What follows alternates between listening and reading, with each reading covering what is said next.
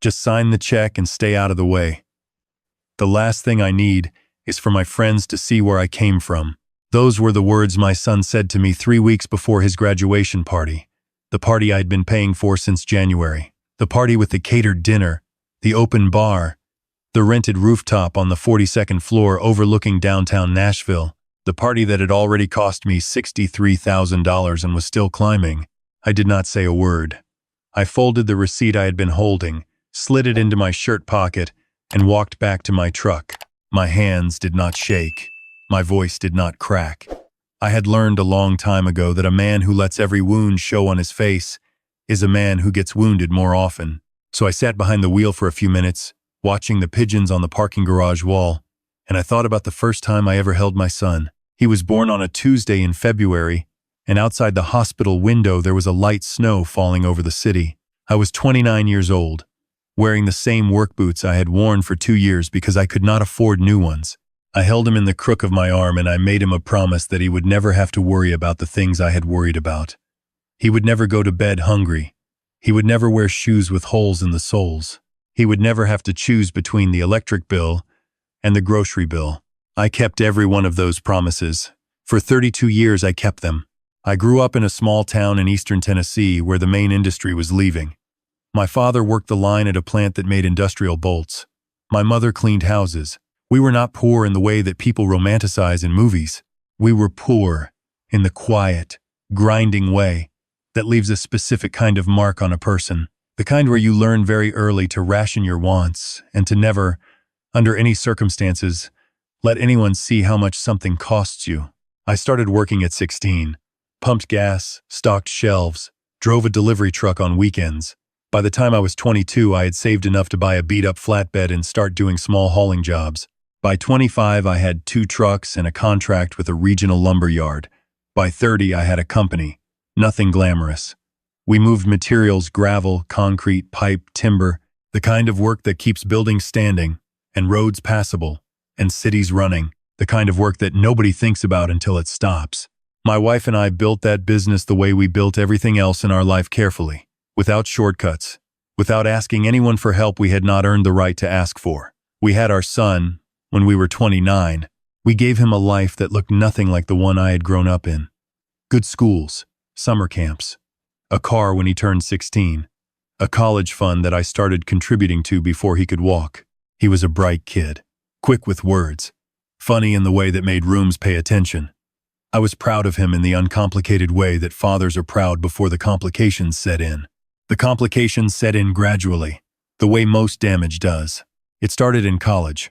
He went to Vanderbilt on a combination of his grades and my savings and a small academic scholarship. Within the first semester, he had found a group of friends from families whose names appeared on buildings. Their fathers were surgeons and partners at law firms, and men who had inherited wealth that had been accumulating since before any of us were born. There was nothing wrong with those friendships. What started to go wrong was the way my son began to look at me once he had spent enough time in those rooms. I first noticed it at Thanksgiving of his sophomore year. He brought home a friend named Carter, whose father was a cardiologist in Brentwood. Carter was polite enough, but there was a particular moment at the dinner table when I mentioned something about a job we were running, a big gravel contract out near Murfreesboro, and I caught my son's expression.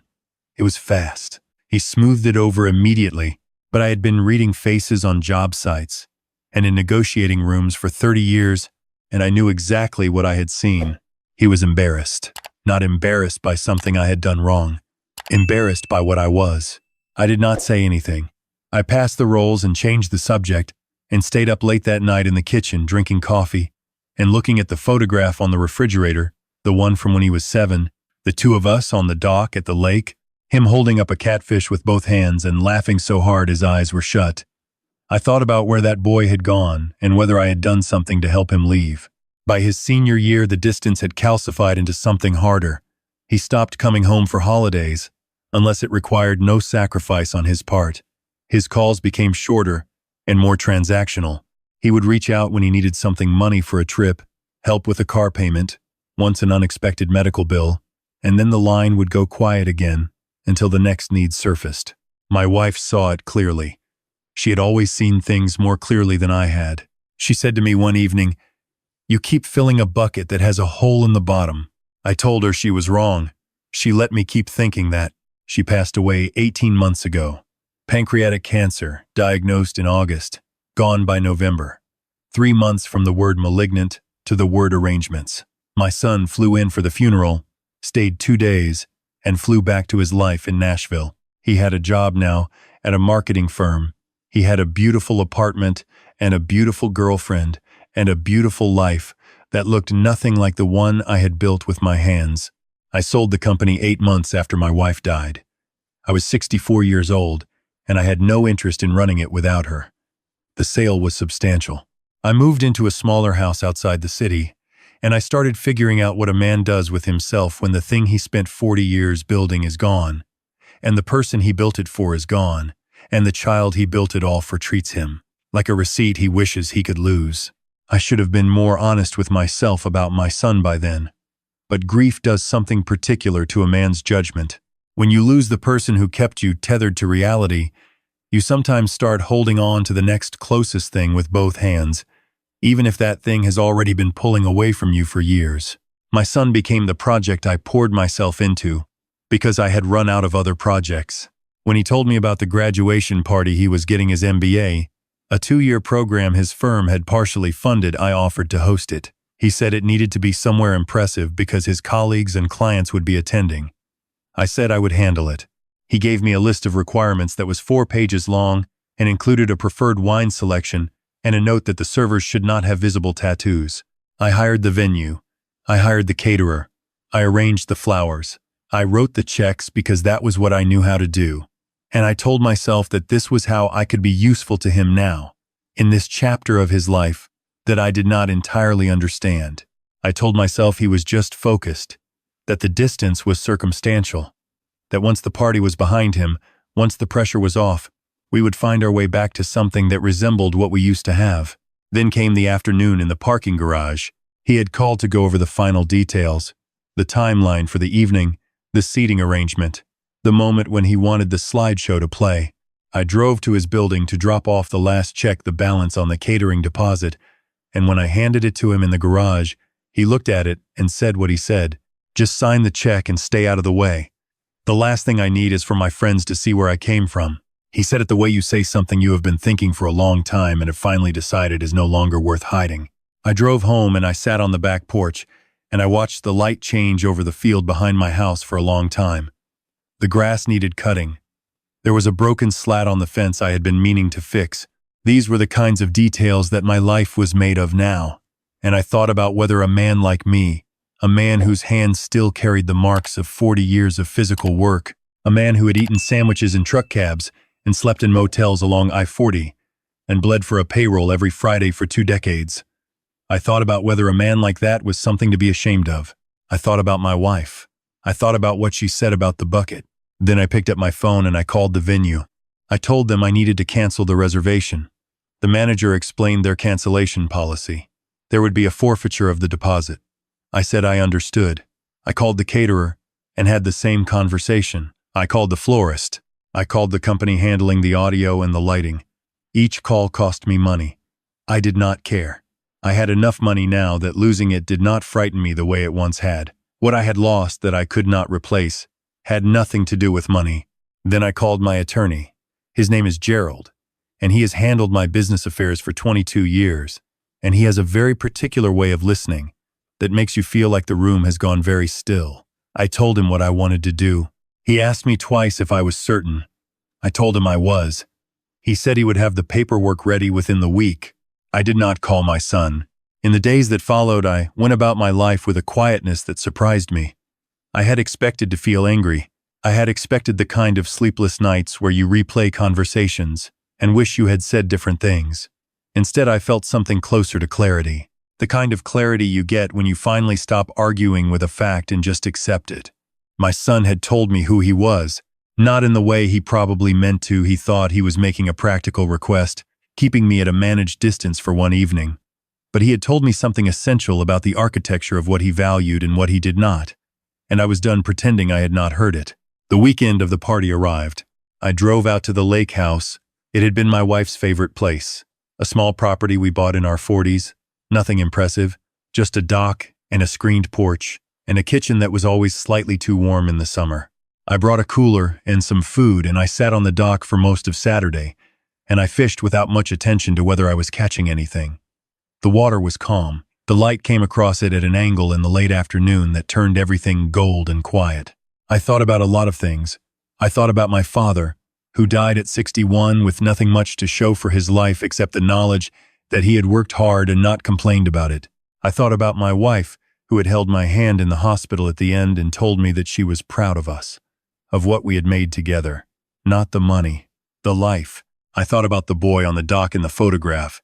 I wondered if he still existed somewhere inside the man who had told me to stay out of the way. I decided it did not change anything.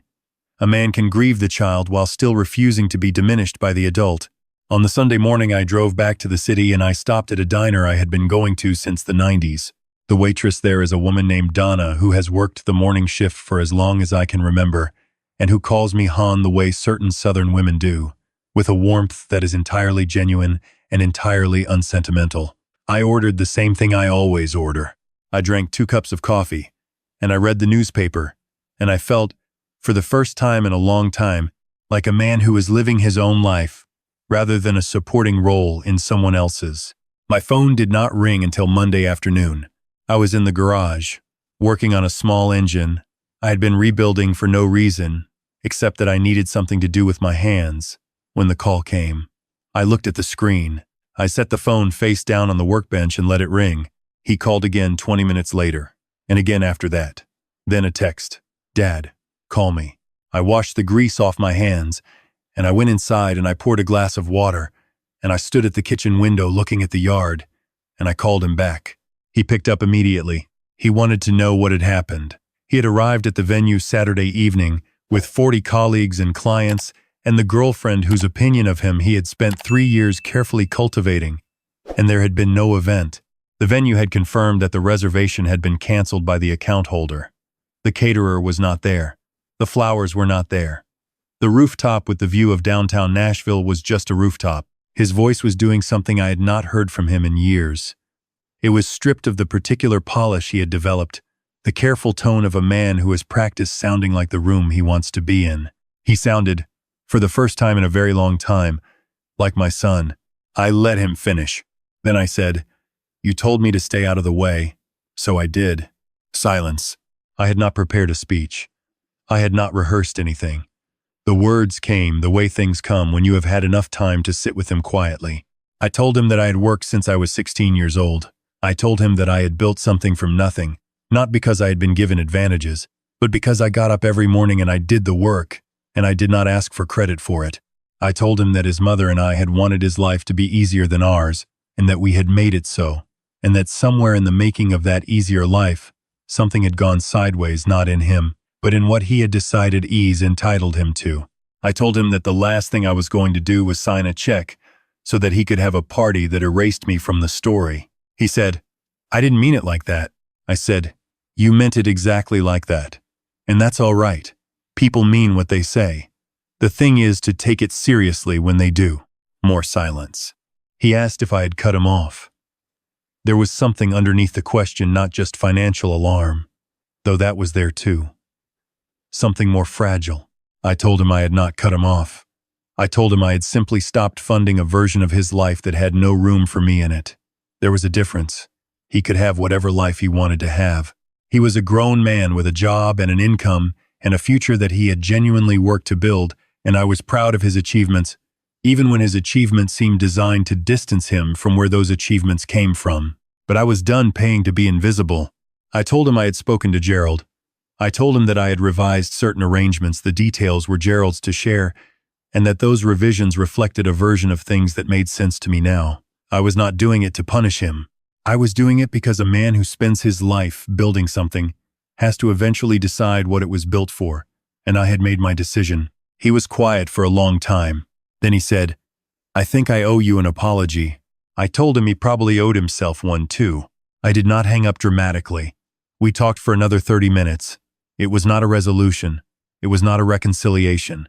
It was the beginning of a different kind of conversation, one where both of us were finally speaking plainly instead of performing for each other.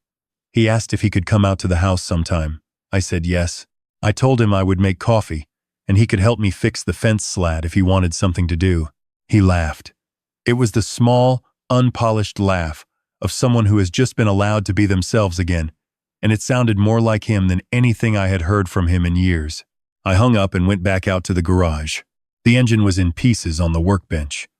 I looked at the parts laid out in their order: the carburetor, the fuel line, the worn gasket I had already replaced, and I thought about how a thing that has stopped working is not necessarily a thing that cannot be fixed. Sometimes it just needs someone willing to take it apart carefully enough to find out what actually broke. I picked up the wrench and went back to work.